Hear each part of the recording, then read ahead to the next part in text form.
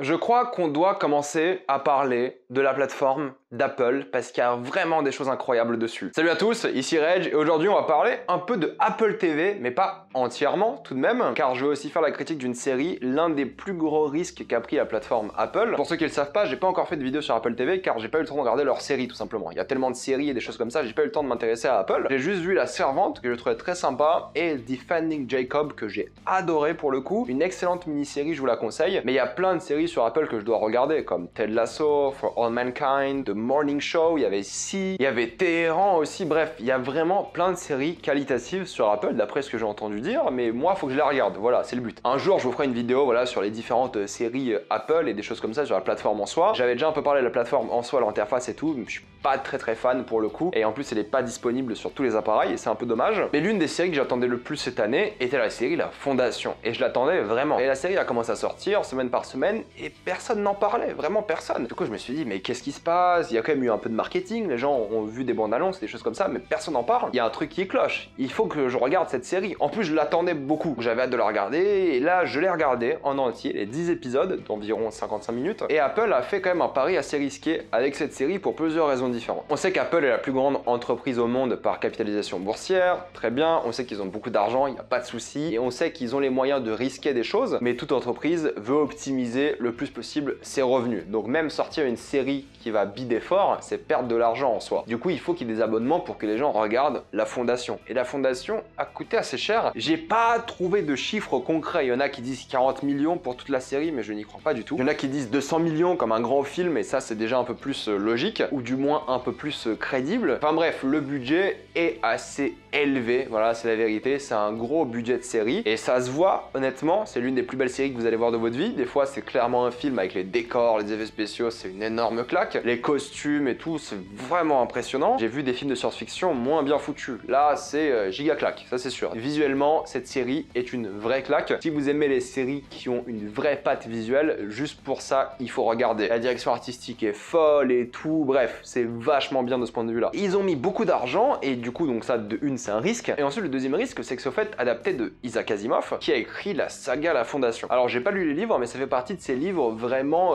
piliers de la science-fiction. C'est un peu comme Dune, par exemple. Voilà, La Fondation, c'est un pilier. Et c'est vrai que c'est quand même réputé pour être inadaptable. Alors, j'ai pas lu les livres, je peux pas vous dire s'ils l'ont bien adapté ou s'ils ont fait n'importe quoi avec le matériau d'origine, mais c'est vrai que les livres ont cette réputation-là. Et il y a plein de gens qui disent que cette série devrait avoir au moins 8 saisons pour avoir l'histoire complète. 8 saisons à 200 millions de dollars, si personne regarde, ça fait cher le risque, et c'est pas très rentable au final. Donc c'était un grand pari, et au fait, personne n'en parle. Peut-être c'est un truc en France où personne n'en parle en France et tout, j'en ai jamais entendu personne en parler, il y a très peu de vidéos sur le sujet. Moi, je devais en parler. Du coup, je l'ai regardé et je comprends pourquoi personne n'en parle, au fait. Je répète avant tout que visuellement, c'est une énorme claque. D'excellents fonds verts, d'excellents effets spéciaux, c'est super bien fait, c'est giga impressionnant. Les décors, t'as une vraie sensation de réel, les costumes, la direction artistique, le travail et tout, un truc de fou. Un peu déçu de la mise en scène, pour le coup, je trouve qu'il n'y a pas trop d'idées de mise en scène et c'est un peu dommage. C'est une série qui prend beaucoup de risques avec plein de choses, mais avec la mise en scène, j'ai pas trouvé ça très risqué. C'est filmé de manière assez banale, et c'est vrai qu'il n'y a pas beaucoup d'excitation par rapport à ça. L'excitation ne vient pas de la mise en scène, elle vient peut-être des décors, et peut-être du travail technique sur les effets spéciaux et des choses comme ça, mais l'excitation ne vient pas de la mise en scène. Et c'est un peu dommage, mais c'est vrai que tout le reste, techniquement, c'est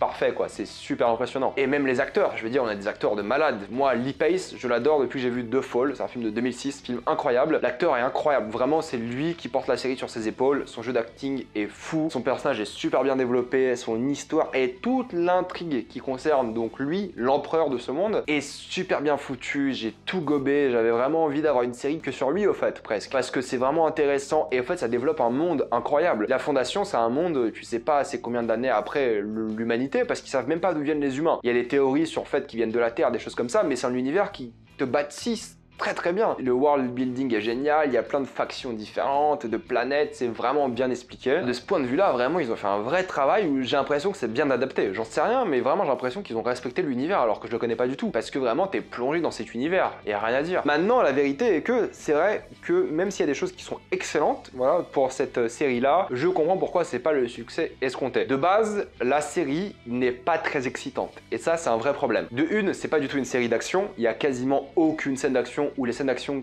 qu'il y a, elles sont pas du tout intéressantes. Parce qu'en gros, il y a 3 intrigues, pour faire simple. Il y a l'intrigue de l'empereur, et il y a l'intrigue avec l'autre excellent acteur, Jared Harris, qui lui est derrière la création de la fondation. En fait, pour faire simple, il a prédit que l'univers allait vraiment tomber en ruine dans quelques milliers d'années, et au fait, il essaie de créer une fondation pour recueillir toutes les informations que connaît l'humanité. Au fait, c'est une bibliothèque d'Alexandrie où toutes les connaissances de l'humanité résident. Et son objectif pour sortir l'humanité des ténèbres après justement cette chute, c'est justement de garder toutes les connaissances des humains à un seul endroit. Du coup, son intrigue à lui est aussi géniale et je l'adore. Vraiment, c'est intéressant, c'est profond, il y a plein de thématiques intéressantes, on en parlera après. Mais voilà, ces 2 intrigues-là, l'Empire et lui, j'ai adoré, j'étais à fond. Mais la vérité, la triste vérité, est que ce ne sont pas les intrigues principales d'après moi. L'intrigue principale concerne quelqu'un d'autre qui va raconter une sorte de guerre entre humains qui est pas du tout intéressante. Alors oui, à la fin, ça se lie évidemment aux 2 autres intrigues, mais c'est que durant toute la série, il y a beaucoup de mystères concernant cette intrigue, mais cette intrigue m'a pas du tout intéressé. Déjà, les acteurs, je les trouve moyens. Même les décors dans cette scène-là, je les trouve moins bons que les autres scènes. Et globalement, pour moi, le mystère, les retournements de situation étaient dans les 2 intrigues d'avant. Là, franchement, j'ai adoré, j'en pouvais plus, j'en voulais encore plus. L'intrigue principale, d'après moi, est vraiment, malheureusement, mal développée. Que ce soit dans l'acting, dans l'histoire, dans les thématiques d'un peu la guerre entre les différents peuples, c'est là qu'il y a le plus de scènes d'action. Les scènes d'action sont vraiment oubliables. J'ai trouvé ça vraiment ennuyant. Et c'est quand même, on va dire, un peu plus d'un tiers de chaque épisode. Et j'ai trouvé ça assez mauvais. Parce que ils ont pas réussi à nous attacher vraiment aux personnages, parce que tu t'en fous un peu à leur développement, il y en a pas beaucoup non plus. Il y a un personnage principal dans cette intrigue, c'est le personnage que j'affiche, mais j'ai vraiment eu du mal à m'y attacher, à le comprendre, à vraiment en avoir quelque chose à faire. Alors peut-être c'est personnel et vous avez adoré, mais c'est vrai que j'ai eu du mal avec ça. Et au fait, c'est une saison qui se passe sur plusieurs années, presque une centaine. Bon, j'exagère, peut-être un peu moins. Et du coup, il y a des sauts dans le temps qui sont plutôt bien faits, et c'est une série où il faut faire attention. Vraiment, il faut faire attention, il faut être concentré, il faut écouter les dialogues vraiment de manière très précise. Il y a des mots qui reviennent des épisodes plus tard, si t'as pas écouté, bah t'es dans la merde, je suis désolé, tu comprends rien. C'est une série qui respecte vraiment l'intelligence des spectateurs, mais il faut être concentré. Et être concentré sur l'intrigue de cette femme, j'ai vraiment eu du mal parce qu'elle m'intéressait pas du tout. Et pour moi, ça plombe un peu la série. Elle vaut, d'après moi, quand même le coup d'être vue, mais c'est une série, vraiment, il faut être concentré, il faut regarder, c'est vraiment bien fait, mais faut être là, quoi. Vous allez me dire, oui, toutes les séries, mais celle-ci spécifiquement. C'est comme Dark un peu. Si Dark, tu loupes quelques dialogues et tu fais pas attention, t'es foutu. Faut être vraiment concentré parce qu'il y a des sauts dans le temps, il y a des flashbacks, il y a des éléments de science-fiction qui changent un peu les choses, voilà, il faut vraiment être concentré. Je le dis parce que beaucoup le sont peut-être pas assez. Et c'est une série où il se passe beaucoup de choses, c'est très dense, mais c'est pas excitant. C'est ça le truc, c'est un rythme très posé, pas forcément contemplatif non plus, mais c'est beaucoup de blabla, genre énormément de blabla. Blabla utile qui développe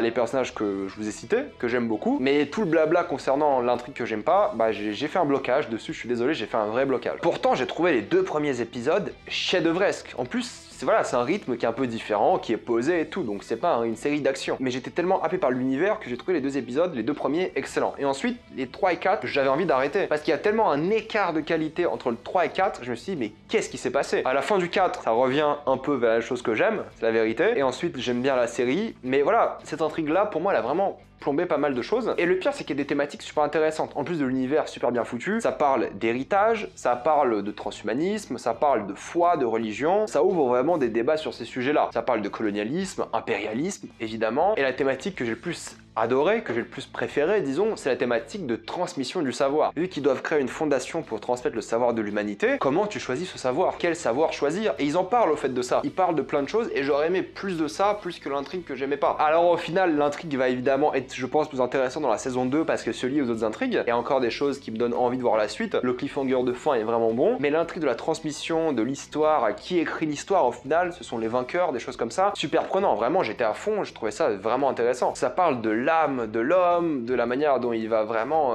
exister dans le temps. Ça soulève des points super pertinents qui résonnent aussi aujourd'hui. Le but de la science-fiction, c'est de raisonner aussi aujourd'hui, voilà. Et il y a beaucoup de mystères aussi, il y a beaucoup de choses qui peuvent te surprendre et juste, vraiment, c'est une bonne série. Pour conclure, La Fondation, c'est vraiment bien, sauf cette intrigue. Je suis désolé, je le répète, mais moi, elle m'a vraiment bloqué. Sinon, ce serait une recommandation, mais stellaire de ma part, sans mauvais jeu de mots. Mais c'est vrai que c'est pas une série pour tout le monde, c'est une série très lente, très posée. Faut aimer le blabla, mais si vous aimez ça, si vous pouvez vous accrocher jusqu'à l'épisode 4, le 3 et 4 sont d'après moi assez mauvais. Si vous pouvez surpasser ça en sachant que les 2 premiers sont vraiment bien, vous allez sûrement passer un bon moment. Si vous avez aimé les 2 premiers, à partir du 5, vous allez de nouveau aimer. Parce qu'il y a plein de retournements de situation, il y a plein de choses qui changent et c'est vachement bien. C'est bien écrit, c'est super bien de ce point de vue-là. J'aurais aimé plus de mise en scène, plus de choses un peu plus intéressante, ostentatoire peut-être au niveau de la mise en scène, et j'aurais aimé un meilleur travail sur cette intrigue, mais normalement l'intrigue là, dans la saison 2, va être bien. Donc j'espère qu'il y aura une saison 2, parce que moi j'ai vraiment beaucoup aimé cette série, et je pense que j'aurai un attachement émotionnel à cette série, parce que vraiment, juste pour Lee Pace et Jared Harris qui sont tellement bons, t'as envie de regarder cette série. Mais je suis conscient que c'est vraiment pas fait pour tout le monde, je suis conscient que pas tout le monde va apprécier, mais si vous aimez les 2 premiers épisodes, vous allez sûrement apprécier la série. C'est la recommandation que je peux vous donner. Si les 2 premiers vous font chier, vous allez vous faire chier toute la série. Sinon, franchement, allez-y, vous allez sûrement aimer. Malheureusement, c'est pas aussi excellent que j'aurais aimé que ce soit. Il y avait le budget pour être spectaculaire, ça l'est,